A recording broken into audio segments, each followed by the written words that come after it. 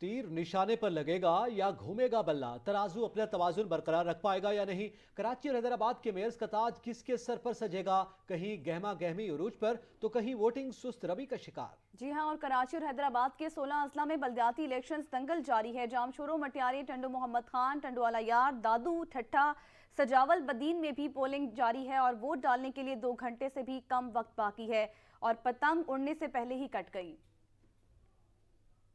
سندھ حکومت کی تمام کوششیں رائے گاں۔ الیکشن کمیشن نے صوبائی حکومت اور اتحادیوں کی امیدوں پر پانی پھیر دیا۔ سندھ میں بلدیاتی انتخابات کا دوسرا مرحلہ شیڈول کے مطابق کراچی ڈویژن کے 7 اضلاع، وسطی، شرقی، جنوبی، غربی، کماڑی، کرنگی، ملیر کی 5 ٹاؤنز کی 240 یوسیز کے 984 وارڈز میں بلدیاتی انتخابات کا دنگل۔ حیدرآباد ڈویژن کے 9 اضلاع میں بھی بلدیاتی انتخابات کے لیے ووٹنگ۔ مجموعی طور پر 17,862 امیدوار ایک دوسرے کے مد مقابل ہیں، جن میں سے 9,057 امیدواروں کا تعلق کراچی حیدرآباد میں 2,551، دادو میں 1,436، جامشورو میں 839، ٹنڈو علیار میں 781، مٹیاری میں 715 اور ٹنڈو محمد خان میں 452 امیدوار میدان میں ہیں۔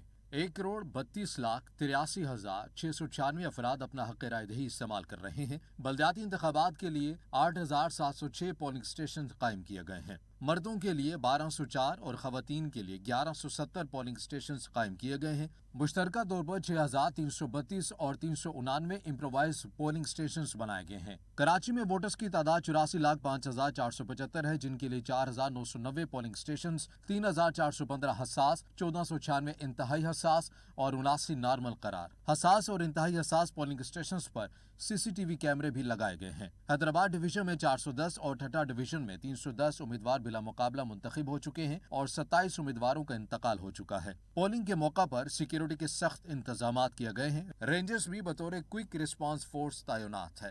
ترجمان الیکشن کمیشن کا کہنا ہے کہ اسپیشل سیکرٹری اور سیکرٹری الیکشن کمیشن سندھ سے انتخابات کی نگرانی کر رہے ہیں۔ مرکزی کنٹرول روم نتائج آنے تک دن رات فعال رہے گا۔